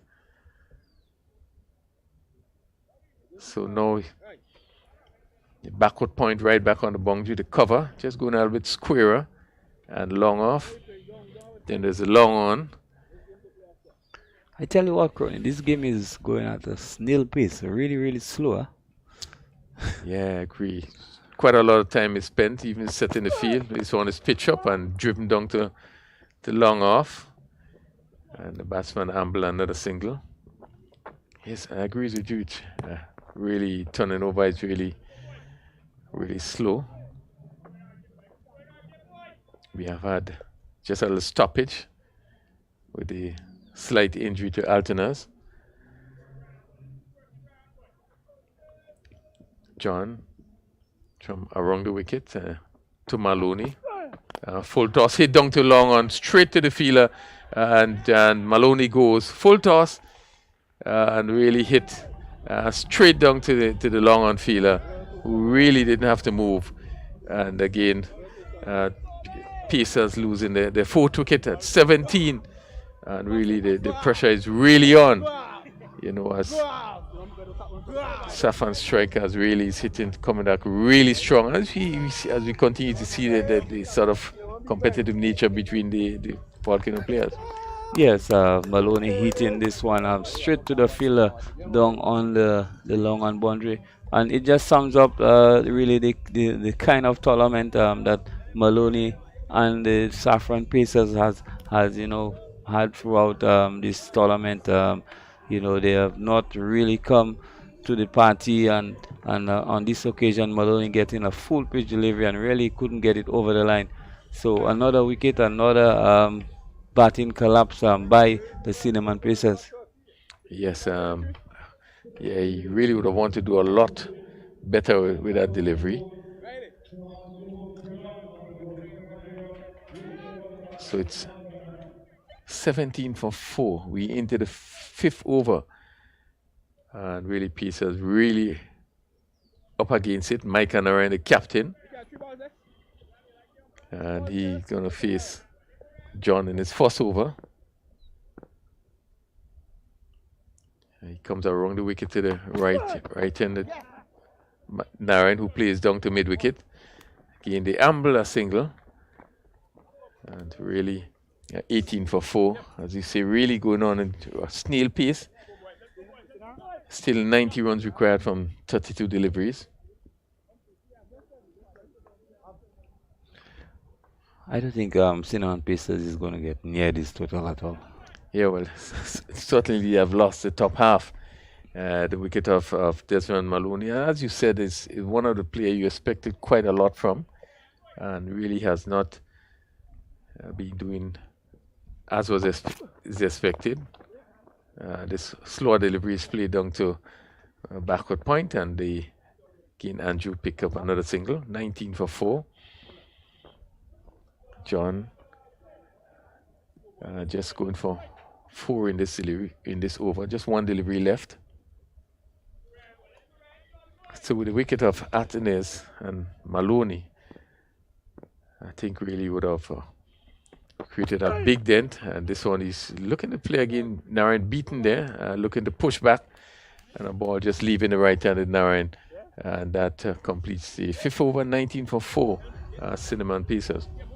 Yeah, good over there by Ryan John. Just some 4 runs and picking up the wicket of Maloney. Halfway through the innings, 5 overs been completed, not just 19 runs. We just await the Cinnamon Pacers really to break through the shackles and provide some form of challenge to this total. But it's a long way away now, Crony. Yeah, it is. They have really struggled with their batting. They have, fell on the 80 for quite a number of occasions in this tournament. They got up to 82 for victory in the last game. Again, the batting of Atenes, really was good in the last match. So they were just able to get through to that victory. Again, they continue to struggle with the batting. We are going to see spin for the first time, Kem Charles. He's going to bowl right arm off spin around the wicket. And he's going to bowl to the left-handed Andrew. Backing you, big man. Backing you, big man. As we see, just a short mid-on, mid-wicket in Ryan John. He's looking to swing. He's out leg before. Looking to swing across this one is Andrew. And missing and hit on the pad. And umpire John Mark had no hesitation. And yes, yet another wicket hit in front. And so another wicket for Cinnamon Pacers. Yeah, Andrew going nowhere with this shot. Looking to hit this one over somewhere over mid-wicket and completely deceived and miss a straight delivery. The umpire really didn't have a very difficult decision to make. This one was plumb hitting the middle part of middle stump, and another wicket now. Some 19 for 5. Cinnamon Pacers falling in further trouble. Yeah, so the dismal batting of Cinnamon Pacers continues. No one look really comfortable. Let's go, Kim, boy. Let's go, Kim, boy. Let's go, Kim. They really struggle with their batting. This is a team that did well in the first edition. But I must say, Atenes was excellent. His batting actually led the team. Charles. And this one is again pushed back on the offside. They're on Hippolyte. Off spinner himself should have an idea how to play the off spinner. There you go, big man. Let ball, brother. Work, buddy. Work, buddy. He faces Kem Charles and comes around the wicket. Short delivery, hit the cover. And he's off the mark, become a single. So 20 for 5. Still 88 runs required from just 27 deliveries. The captain, Micah Narain. Interesting field. Short third man. We see the cover point coming off the boundary. Well, off the boundary. So there's a short third man and a point, a backward point. Cover and long off. All the fielders on the offside. So back leg side field. John at short mid on. Short fine leg, long on, mid wicket on the boundary and backward square on the boundary. Let's go, boys. Keep working, Kim. Keep working, Kim. Now the pointer being moved to cover, and the cover fielder just going a little square on the boundary. Short delivery, played to that point position. The third man moved his right, and he just one more to Narain. It's 21 for 5. Really have been really slow going. I think just one boundary have been hit in the innings so far by Andrew. This one is choked to cover. Again, they're going to amble another single. So really no sense of aggression. It's 22 for 5 in over number 6.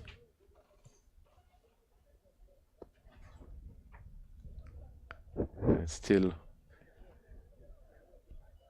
overcast condition. No sign of sun. Again, play to again short third man, another single to Narain. That conclude the 6th over. Cinnamon Peters 23 for 5, and they require to get 108 if they're going to win this one. Yes, and another slow over really. Kim Charles just conceding some 4 runs from this over and picking up the wicket. But again, Cinnamon Pacers really struggling in terms of this run scoring ability, and they have really struggled in this first 6 overs. So spin from this northern end, Jelani George. He's gonna pick it up. Picked up 2 good catches at mid wicket, and he will want to put Cinnamon Piece into further trouble. Ryan John coming right back at long on. There's a mid wicket on the boundary and a short fine leg. So really a big gap on the leg side. Ball is driven and just past the backward point, and this could go very close to the boundary. Just stop inside the boundary, and Narain come back for 2 runs. So we see some positiveness there as the batsman Narain, with the ball giving some air, looking at it I think much clearer. Robinson, left arm wrong, and this again is driven straight and taken at backward point position again, not getting hold of it, and the leg spinner just seemed to be leaving the right-handed Narain and succeeded in hitting it to backward point position. Good catch taken there. The fielder had to just move to his left, got both hands hit and taken up a good catch. Yes, the left arm orthodox spinner pitching this one just on middle and on off stump really, and the batsman Narain looking to hit inside out, and this one peeling out the outside edge and going to the field at backward point. To me, this was an excellent catch. Really moved quickly to his left and really had to reach out and stretch for this one. An excellent catch by the fielder down at the backward point area. Yeah, good movement as we look at a replay. Hands in good position. Levon Lewis, who took that catch there, It's so important when you're going to take catches that your position of your hands is really in the right way. And he really was in good position there and took good catch, Lewis. So 25 for 6, Jamie Buddy. Jamie Buddy, 16 matches, 2 runs. Is it 2 runs? This one? I'm subject to correction. Yes, certainly we need to. 2 runs. This one he plays down to the long leg region, down to the boundary for 4. So he certainly clips that in just one shot. Yeah, lovely shot by Jamie Buddy. This one angle down leg side and using his all his reach and just flicking this one really down to backward square and picking up the second boundary of the innings. Yeah, it's 29 for 6. Buddy. As George coming around the wicket, the left-handed Jadali George coming around the wicket to the left-handed Buddy. Again, he's going for the same shot and just coming off the pad. They're looking to sweep again, fine. Buddy, who has played under 19 cricket for the Winwood, is a player that hits the ball well, more in the all-rounder mode, but we haven't seen him batting much in this tournament. Tossed up again, he's looking to sweep. Again, makes no contact and just comes off the pad. Yeah, looking to sweep fine. It's 29 for 6. Just final delivery from George in his first over. Tossed up and Buddy's coming forward and just played it down to mid-wicket. Again, the Ambler single. And Buddy moves to 5, and at the end of over number 7, Cinnamon Pacers, they are 30 for 6. Yeah, good over there by George. Just some seven runs and picking up an important wicket of the captain, Narayan. Cinnamon Pacers continue to struggle against some good fast bowling up front and some decent off spinners now, Crony. It will take some effort to get them up to even say 60 or 70. Yes, I think the fast bowlers would have broken the back of the batting. Yeah, I think that both Atenes and it was very tough, and really they wasn't able to get off. And interestingly, we saw that the open stand was changed. This one, as Charles continues his second over, push to cover. George again moving rather quickly. There's no chance of a run. Kem Charles. This one is hit down to, where does this one goes? Take another great catch there by George again. Really having to run and moved his left. And really took a really splendid catch there. As Cinnamon Pacers has now lost a 7 wicket. Really a great catch. Yes, this one Buddy looking to hit over long on and just spooning this one to where a shot made off would have been, and the fielder Charles, is it Charles? Fielder George taking an excellent diving catch. This is probably one of the better catches that we have seen throughout the tournament. That was an excellent catch by George. Yeah, really good catch. He had to move, he had to time it well as we look at the replay again, and really took it with both hands. And importantly, when you take those catches, you have to hold it. When you fall to the ground, you have to hold it. Really a good catch. Picked up just the 3 catches for the match so far. Yeah. And really, Saffron strikers really putting the pressure right on. 30 for 7. And into the 8th over already. And Kem Charles picking up his 2nd wicket. And this ball is again just played in front of the batsman. They're on Hippolyte. He's on 2. 78 required, 15 deliveries. Yeah. Kem Charles around the wicket. This one is driven to cover again. George is in the way. Keeping things really quiet. Cinnamon Pacers never really got off to any start. this one is again push on the offside, and he picked up a single Hippolyte, and that concludes. No, just one more delivery to go in over. 31 for 7. With Hippolyte on 3.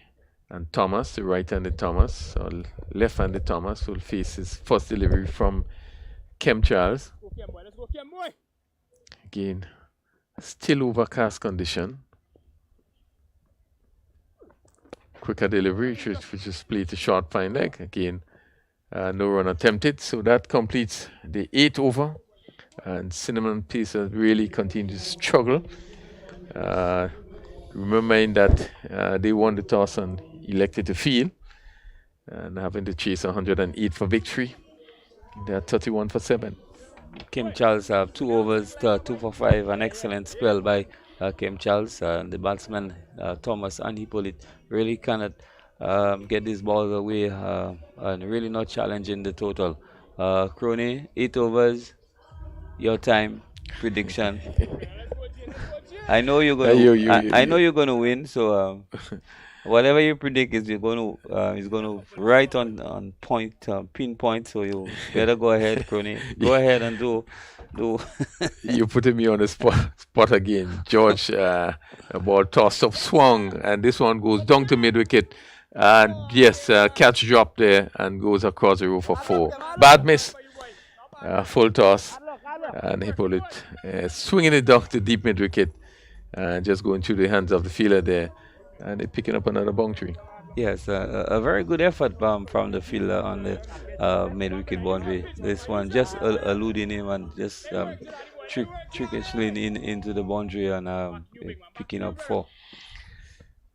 35 for 7. We in the 9th over, and he's coming down the track and he's out stumped.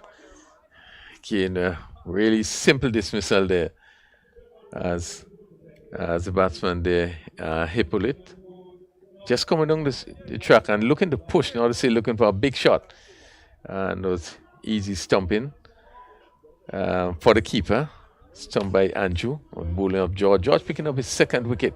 It's 35 for 8, and we are in over number 9. Yeah, very soft dismissal there. The batsman just charging down the wicket and missing this one completely, and an easy stump into the keeper. George picking up his 2nd wicket. 8 wickets down now. Yeah, well, I don't think they will get 40, but 40. Yeah, I don't think they will reach 40. 35 for 8. Yeah, and with just 10 deliveries remaining. So you're saying 39.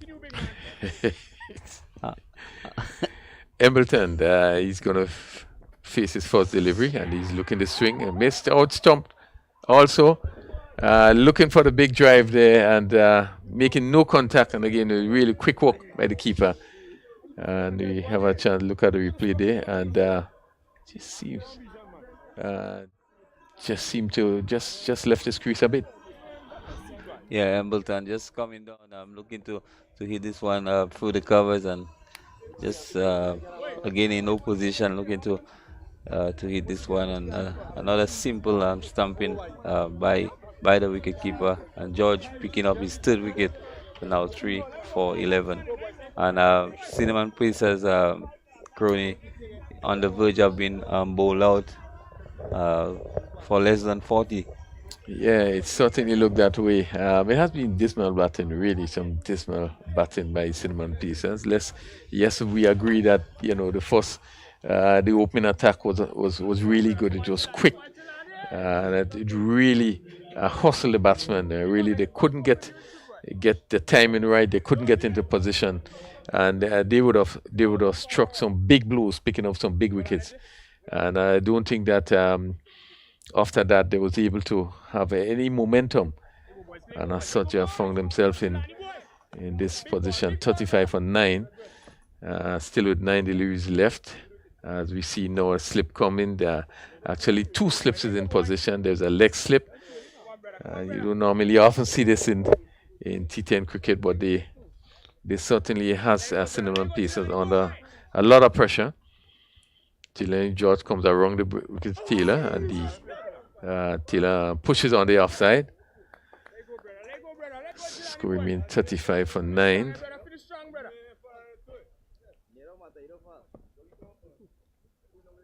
And Chilena George picking up 3 wickets so far.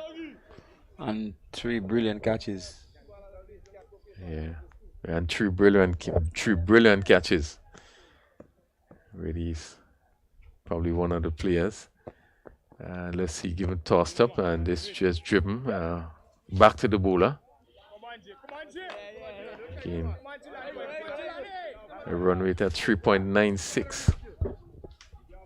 Really up against it. George.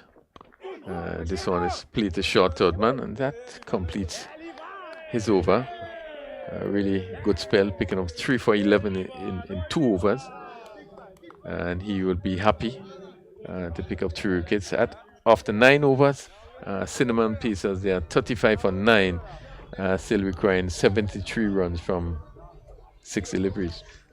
Yes, George picking up 2 wickets in that over, completing his spell of 3 overs, 2 overs, 3 wickets for 11 runs. And Cinnamon Pacers really a very dismal performance. And Crony, maybe I could ask you, what do you think was the cause of such a dismal performance in terms of the batting? Well, we have not. To be honest, we have not seen anybody in terms of batting really come forward to score runs for Cinnamon Pacers so far. This one is hit down to backward square. Single to Thomas. I think that it just seems as though they were shocked with the pace that they got. From the Saffron strikers really seem to have caught them flat-footed. And the fact that they have lost 2 early wickets, 2 big wickets. This one hit down to short fine leg, and they're looking for the single. But just being able to make his ground there, Steeler.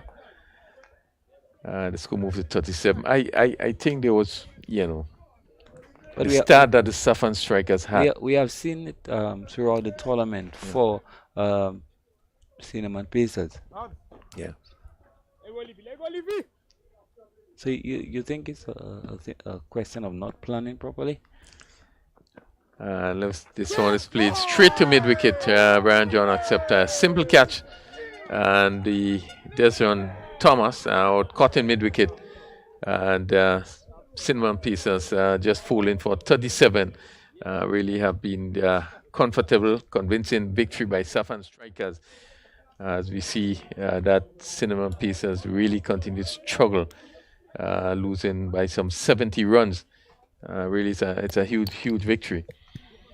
Yes, a very comprehensive victory there by Saffron strikers. Cinnamon Pacers really losing the way in this encounter. Just some 37 runs, all out in 9.3 overs. A very dismal and performance by the Cinnamon Pacers. Well, just to go back as we talk about Cinnamon Pacers in terms of the batting through the tournament, it has not been good. We would have said earlier, I think there was this particular game they got 45, like ill-disciplined batting, and really. And certainly, there's a lot need to be done in terms of the batting of the team. I think that area has really let them down. 107 more than a big total, but again, the batting continues to struggle. Certainly, there's something they will have to work with. And one hope maybe coming back for maybe the next edition, we probably would see a different team. So the news: Cinnamon Pacers scored 37 and lost to Saffron strikers by 70. And really has been, as I said, dismal batting performance. But again, Saffron strikers has shown the strength, has shown the power they have in the bowling. The fast bowlers really coming, picking up some good wickets, as we see both Thomas and Darius, who would have generated quite a bit of pace, and really didn't give Cinnamon Pacers much chance there. they lost by some 70 runs. So we're now gonna, as we go down to series, she have with her Jelani George and the man of the match. So over to you, series. Thank you. At the end of the fourth place playoff here today, we see the Saffron Strikers comprehensively coming out victorious against the Cinnamon Pacers. Today's man of the match goes to Jelani George of the Saffron Strikers. He took 3 catches, 3 wickets for just 11 runs. During the presentation, we have Mr. Andy Noel, the first vice president of the Grenada Cricket Association. Jelani, a superb performance by you today. Tell us a little bit about your outing on the pitch. Well, I mean, the game today was a very good game. Thanks for the support from all the teammates and everything. We went out there with a plan, well, as always, and we executed the plan, especially with the batting and the bowling today. So I just want to congratulate everybody that pitched in and played their part. We worked very well with the bowling and everything. I could say I played a good part as well. As you can see, I took 3 wickets and we just played the part today. And today ends your spell here in the Dream 11 Spice Style T10 competition. How would you rate your experience, and are there any key takeaways you would have taken from this experience? Well, I mean, this is my second T10, so the experience is very good. It's a very good experience, basically. What I could say I took from this is just the people you interact with in this tournament. They just try to build you up. Even if you have a bad game going, you just tap you on your shoulder and say, just keep your head up and keep going. Okay, thank you so much and congratulations again.